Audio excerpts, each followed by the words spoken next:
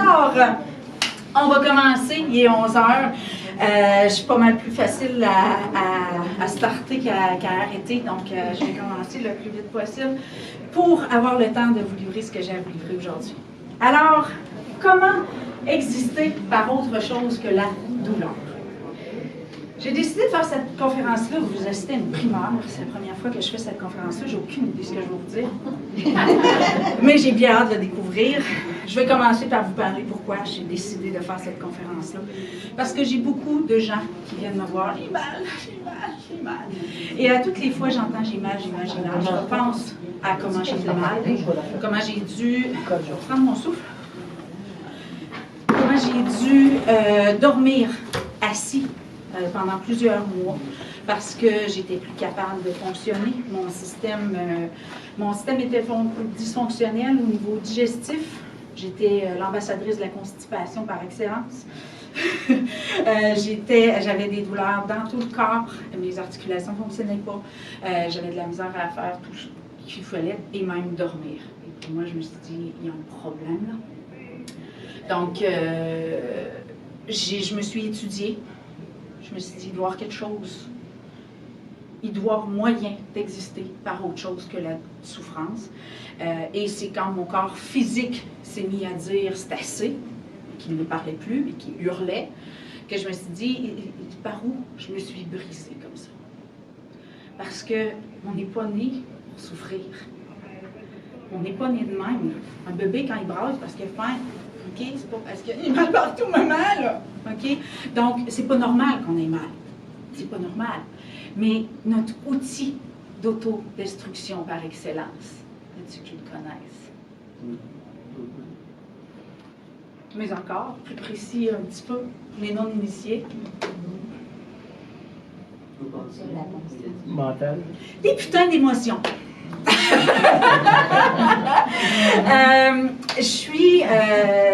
Mon approche est neurosensorielle et neuroquantique.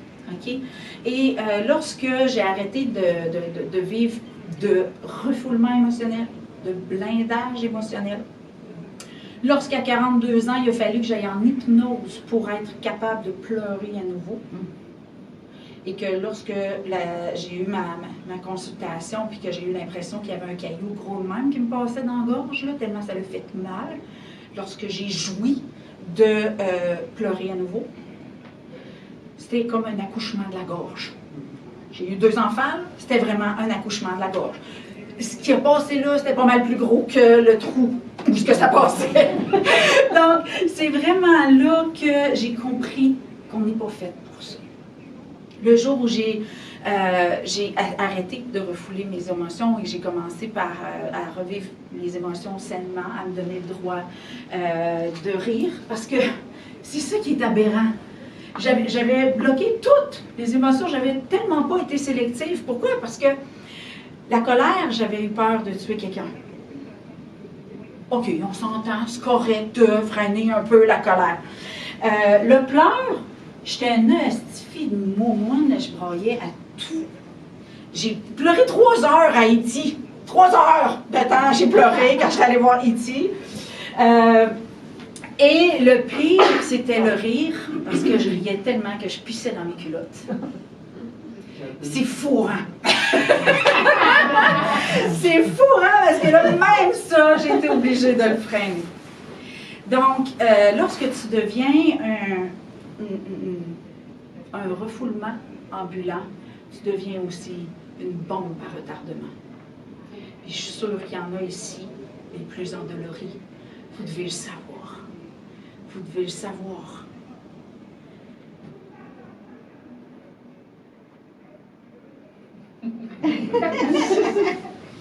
Je goûte vos outils d'autodestruction. Les plus grosses bombes à retardement sont celles de la colère. Parce que l'humain a décidé d'illégitimiser la colère. Ils n'ont pas le droit. Qui se prend ici de péter sa coche, là même? C'est quoi son problème? Hein? Ça dérange le monde qui parle, le monde qui s'exprime. Mais qu'est-ce que ça fait quelqu'un qui se tait? C'est que chaque fois, à à chaque fois que la personne qui se tait, elle sait très bien qu'elle se tait. Qu'est-ce qui arrive? C'est qu'elle sait qu'elle rajoute une motte de neige sur sa balle de neige, qu'elle rajoute des détonateurs sur sa bombe. Donc, plus elle va nourrir sa honte, son refoulement, sa peur d'être ce qu'elle est vraiment, plus ça bombe. Vous avez vu X-Men? C'est ça que ça fait. Plus on refoule, plus on sait qu'on a refoulé. On ne peut pas se mentir à nous-mêmes. On le sait combien de fois qu'on a fermé notre gueule.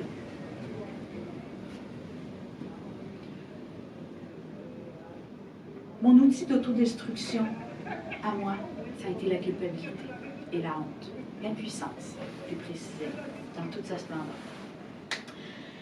Lorsqu'on est d'une mère suicidaire, on se dit « Je veux être le rayon de soleil de sa vie, je veux mettre de la joie dans sa vie, puis est-ce que ça marche pas? Est-ce que ça marche pas? » Puis plus on grandit, plus il y a récidive. Plus on se dit pas « ça marche pas », plus on se dit « je suis pas bonne ». Plus on se dit « je suis pas capable d'aimer quelqu'un ». Et on nourrit la croyance que l'amour qu'on donne, sert à rien. Qu'elle se rend pas. On n'est pas capable de livrer l'amour. Puis après récidive, tu te dis, vas-tu réussir, Carlis? Parce que t'en peux plus. T'en peux plus de toucher à ton impuissance. T'en peux plus de côtoyer ce que tu conçois comme son malheur, sa tristesse, sa souffrance. Puis tu as envie qu'elle réussisse. Et là, tu te dis, tu souhaites la mort de ta mère, hostie de rebut de société? Oui. Ta gueule! C'est ça que j'ai fait. J'ai fait de moi un monstre. J'ai fait de moi un monstre pendant longtemps.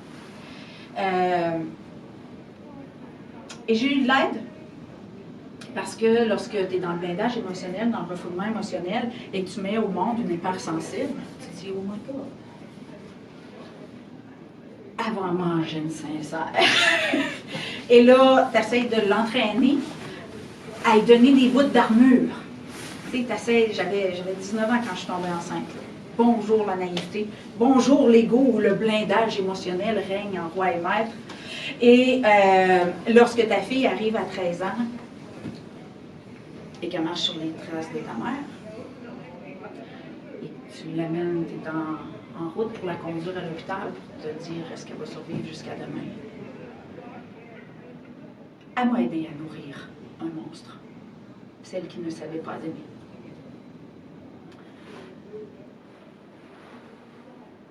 La culpabilité est une drogue. Pourquoi? Pourquoi la culpabilité est une drogue? Parce qu'elle naît de l'amour. Parce que quand on se sent coupable d'être maladroit, d'être mal aimant, c'est parce qu'on veut aimer le mieux du monde. Parce qu'on se sent proche de quelqu'un. On se sent vivant. Et ça a été ma nutrition, mon alimentation. Pendant toute ma vie, la culpabilité.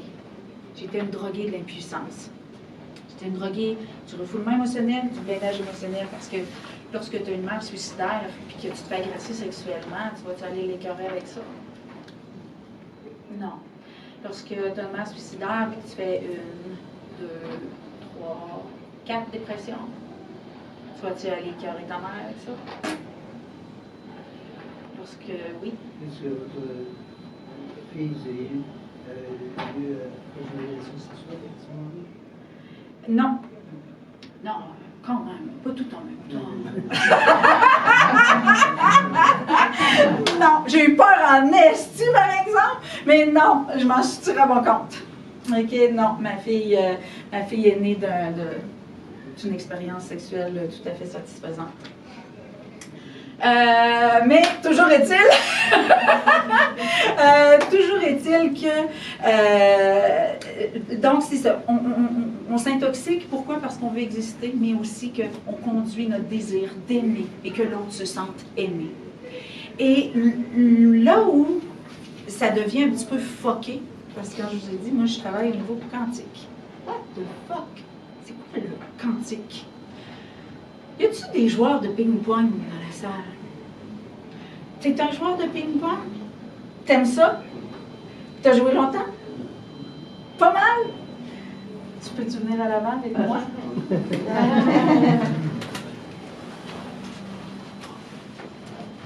Tu t'installes ici. Comme ça.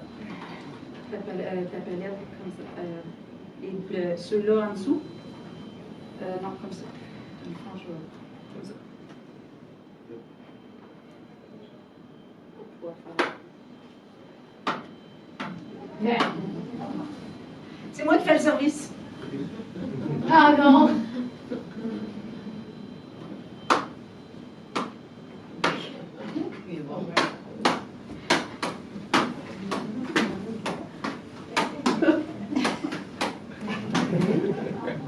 As-tu qu'à voir la balle? C'est ça le quantique. Merci beaucoup pour la démonstration. C'est ça le quantique. Nous, on la voyait la balle. Il y en a sûrement qui l'ont vu la balle. Donc, c'est notre capacité à faire de l'intangible qu'il soit à notre service. Et ça, l'intangible, ça inclut ça. Donc, l'intangible, c'est aussi les gens qui nous entourent. Et ce que je me suis rendu compte, c'est que j'ai moulé ma mère, avec ma conviction que l'amour ne se rendrait jamais à elle. J'étais tellement convaincue que j'étais la plus grande maladroite dans ma capacité d'aimer ma mère, que j'ai jamais permis, jusqu'à très récemment, qu'elle reçoive mon amour. Et de quoi parle la madame en avant, là? OK? C'est très, très, très subtil. Lorsqu'on est convaincu de quelque chose, on regarde et on ne voit que ce en quoi on croit. C'est comme ça se développent les égos. Je crois que je suis minable et inférieure. Je vais être entourée d'arrogants, de superficiels, d'autosuffisants, ou nommez-les de pervers, narcissiques. Donc, je vais m'entourer. Parce que je vais me concevoir à partir de ma petitesse, de mon infériorité. Puis vous, sur moi, quand on est agressé sexuellement, la petitesse est comme une espèce d'omniprésence. Il fallait que je me fasse accraire, que j'étais plus grande et plus forte et plus toute. Donc, j'essayais de me mentir. Je me mentais. Mon nom, fucking bitch, elle le sait. On ne peut pas mentir à notre eau. On ne peut pas se mentir. Souvent, il y en a qui, quand je leur dis que mon premier livre, je parle de l'agression sexuelle que j'ai vécue, puis quand j'ai revu l'homme 25 ans plus tard, et que je l'ai pris dans mes bras parce qu'enfin, je me sentais plus petite de même, ils disent « Tu lui as pardonné? » Je me suis pardonnée. C'est pas mal plus rock'n'roll. Pardonner à quelqu'un, on peut se faire accraire n'importe quoi. Même que j'ai cru un bout de temps, j'avais tourné la page. Oh, c'est fini, j'avais 15 ans. J'ai amené, il faut que ça finisse. Puis même quand j'ai commencé à donner des conférences en 2017, je croyais que j'étais guérie. Mais j'étais jamais tombée en amour avec l'expérience. J'étais jamais tombée en amour avec l'expérience. J'avais à découvrir que c'est moi qui avais choisi de croire en mon infériorité. J'avais choisi de croire, juste avant que ça se produise, j'étais convaincue que je ne pouvais pas plaire. Puisque mon père n'avait pas posé de regard d'amour et d'admiration sur moi. Je vous le jure, là, qu'il n'avait jamais posé de regard d'admiration sur moi, là. J'avais réussi à me faire croire à ça. Donc, ce en quoi je croyais est venu me péter d'en face. Je pensais que je pourrais jamais plaire, j'avais pas de sein. Je pensais que je serais jamais regardée, j'étais trop maigre. Et j'étais convaincue que je serais jamais attirante. Il me l'a remis dans les dents, tu penses?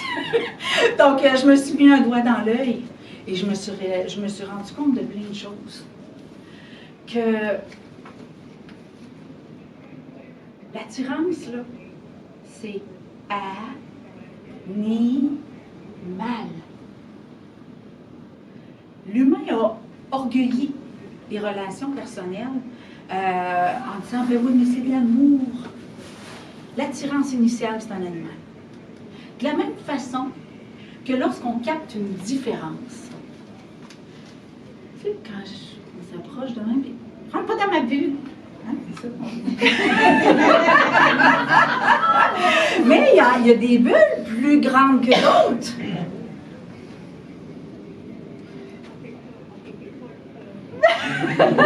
Il y a des bulles qui ne grichent pas quand on s'approche. Mais il y a des bulles que quand on s'approche, c'est sa bulle, là, madame. OK, donc il y a des bulles différentes. Donc ça veut dire quoi? Qu'on est capable de se capter même les yeux fermés. À mon ressenti, même les yeux fermés. Puis elle aussi, elle m'a ressenti même les yeux fermés. Donc notre captation, ça veut dire qu'on est capable de capter et de mettre au-delà de nous. Et dès qu'on capte une différence, l'animal veut savoir est-ce que je suis la proie ou le prédateur. Parce qu'on était avant d'être un humain prétendument intelligent. Je l'aime, celle-là. Avant qu'on devienne un humain prétendument intelligent, nous étions un animal. Et cet animal-là, c'est dans nos chromosomes, dans notre... OK, on fait zoom, zoom, zoom, zoom, zoom, c'est immuable. Oui, on a évolué. Oui, on marche sur 2 pattes au lieu de 4. Oui, on est capable d'utiliser une bouche pour supposément dire des choses intelligibles. Mais on est avant tout un animal et dès qu'on interagit, dès qu'on capte une différence, l'animal se pose la question, est-ce que je suis la proie ou le prédateur, le protecteur ou le protégé? Et l'autre, l'humain, va dire, je suis inférieur ou supérieur. C'est de là que ça vient. C'est de là que ça vient qu'on est toujours inférieur ou supérieur à quelqu'un. C'est ce qui fait qu'on se tient de même, qu'on arrive à côté de quelqu'un qui se tient de même, sans s'en rendre compte. C'est absolument fascinant. Maintenant, vous le savez, vous allez pouvoir aller vers vos proches, vos amis, et constater que quand vous arrivez à côté de votre ami dont vous vous sentez supérieur, et lorsque vous arrivez vers, je ne sais pas, votre mère ou un persécuteur quelconque, vous arrivez... Donc, c'est zéro, vous allez l'expérimenter maintenant, vous avez cette notion-là, et je vous invite vraiment à l'explorer dans la curiosité, parce que c'est à partir de là qu'on se définit. À partir d'un animal qui nous propose qu'on est la proie ou le protégé de quelqu'un, qu'on est inférieur à quelqu'un, ou qu'on est supérieur alors qu'on est tous égaux. OK?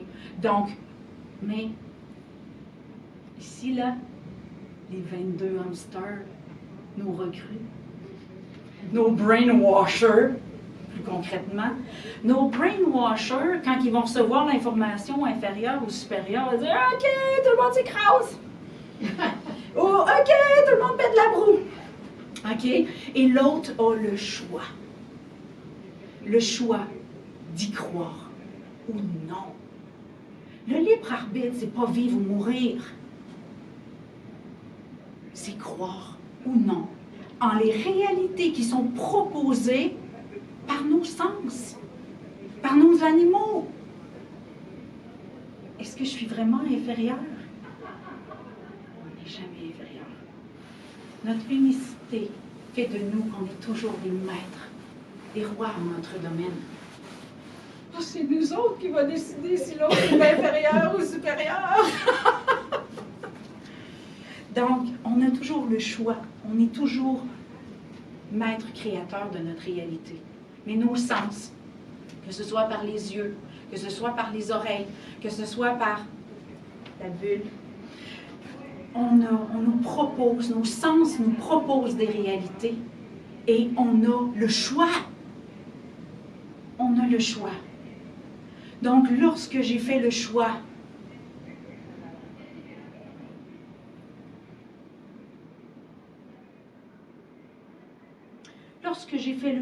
de croire que l'amour que je porte aux gens va être reçu comme tel. La première fois, je l'ai vécu avec une cliente qui est devenue une amie incroyable.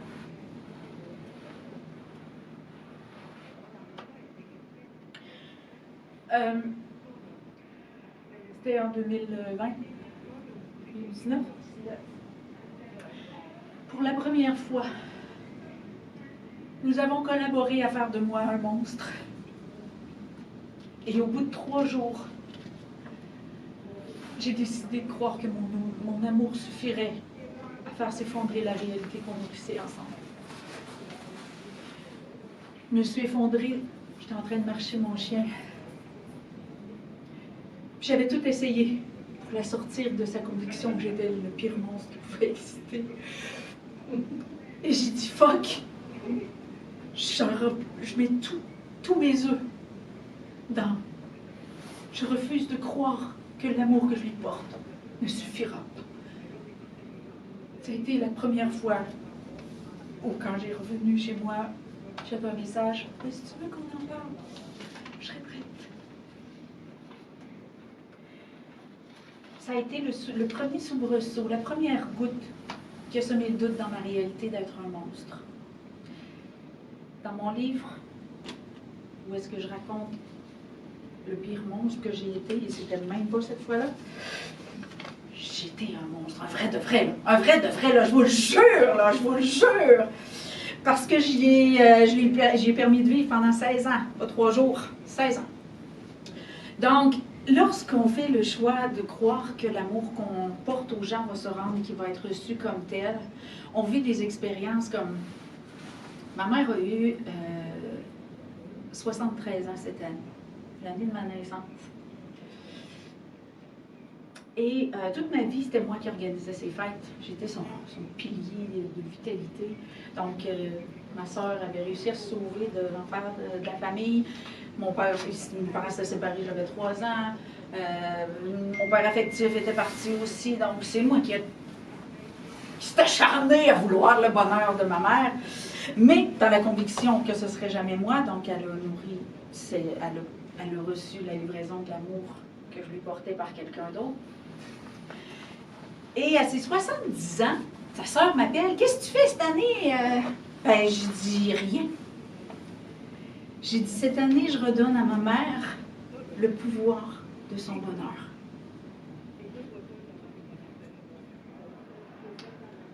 J'ai redonné à ma mère le droit d'être heureuse et que ça ne vienne pas de moi. Je vous invite à faire l'expérience juste pour voir la différence de quelqu'un qui surgit de l'illusion du malheur. C'est hallucinant. Hallucinant. Donc, j'ai fait ce cadeau-là à 70 ans. Donc, à sa fête de 73 ans, cette année, j'avais eu le temps de travailler fort, parce que ça faisait quand même 3 ans que j'essayais de me faire accroire que l'amour que je porte va se rendre. J'organise une fête super ordinaire à ma mère, je l'invite au restaurant, je prends un petit table, puis j'attache 3 ballons, je crisse ça dans le milieu de la table. Bonne fête, maman, j'invite ma fille, si tu peux venir, viens, sinon, ben tant pis. Et là, ma mère, elle n'en revient pas. Elle n'en revient pas. Puis là, ma fille se lève, s'en va à la toilette, puis ma mère, elle me regarde, puis elle me dit, « Coudon, on dirait que tu m'aimes vraiment. »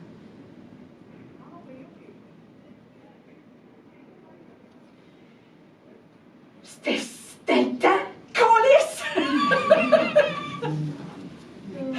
Et là, je suis rentrée dans une espèce de tournade d'émotions. J'avais envie de la buter, de la frapper.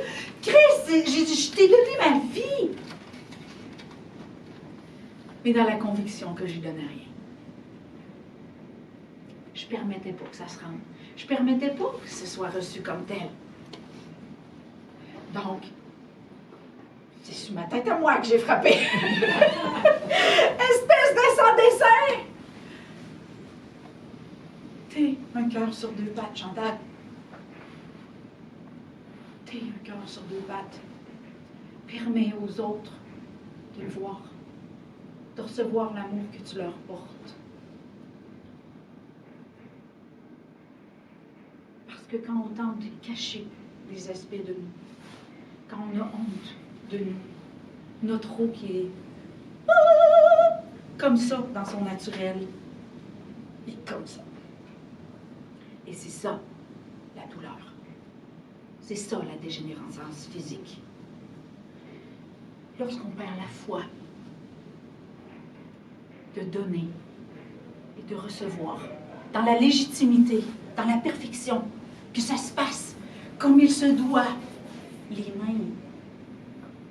Parce que j'ai les mains, j'ai mal. Parce que je perds la foi à en donner et recevoir. Lorsque les jambes s'atrophient, c'est parce qu'on perd la foi d'avancer dans un monde où l'amour se vit.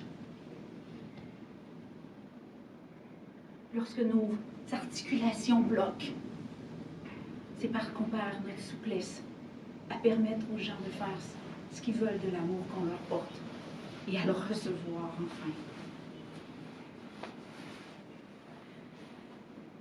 Je sais que je vous ai brassé beaucoup. Je vais vous apaiser. C'est pas juste une séance d'autoflagellation. J'avais mis une petite sonnerie pour avoir le temps de vous apaiser. C'était bon aussi, c'est tout. Maintenant, je m'en regarde. Je peux pleurer en public, ouais! Wow! Donc, pour ceux qui ont plus de questions, mes livres sont là pour vous appuyer puis vous aider dans votre transformation. Si c'est trop difficile, je suis là pour vous donner tout l'amour du monde dans la conviction qui va avoir un impact sur vous. Mais je vais vous permettre d'en faire ce que vous voulez. Tellement que je ne dirai plus des mots, je vais faire des sons pour vous permettre de faire ce que vous voulez de l'amour que je vous envoie aujourd'hui. Donc, pour ceux qui se sentent secoués, si vous le permettez, de vous sentir apaisés, je vous invite à fermer les yeux. Ceux qui en sentent le besoin, vous pouvez poser vos deux mains sur le cœur ou une sur le ventre, une sur le cœur. Je vous demande d'être présent à vous.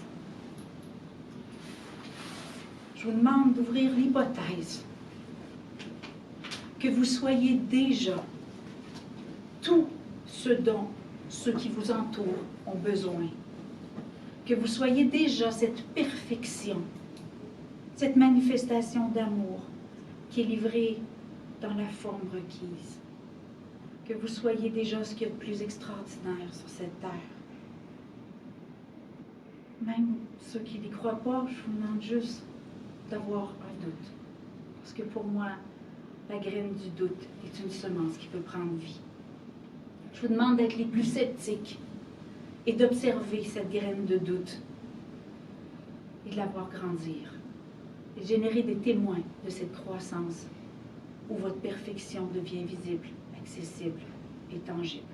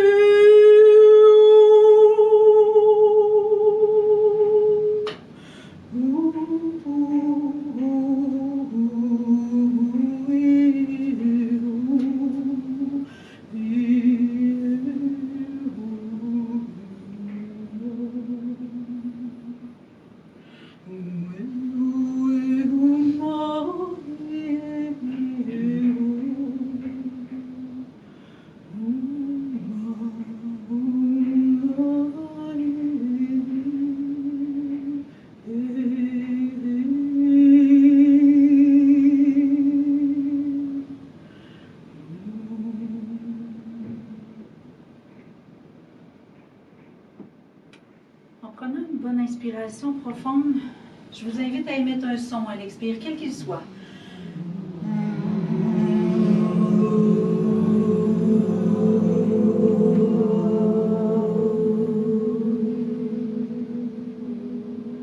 Encore une fois.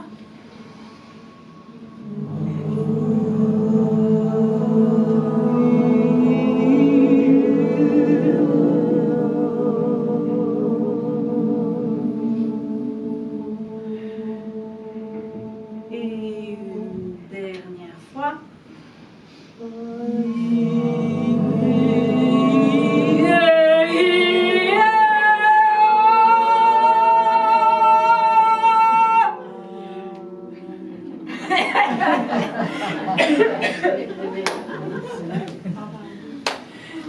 Elle n'a pas entendu qu'elle dit on le fait tout ensemble? Ouais! Donc, je vous invite à intégrer la secousse dans votre vie. Je vous invite à développer la foi que vous êtes déjà parfait et extraordinaire et à hurler votre amour, à hurler votre joie, à aller dans votre vérité, à être transparent, à être authentique. La première fois que j'ai dit je t'aime, que j'ai dit je ne sais pas dans ma vie, ça a goûté la vie. Donnez-vous le droit de ne pas savoir, d'être les plus maladroits. Aimez-vous tel que vous êtes. Pour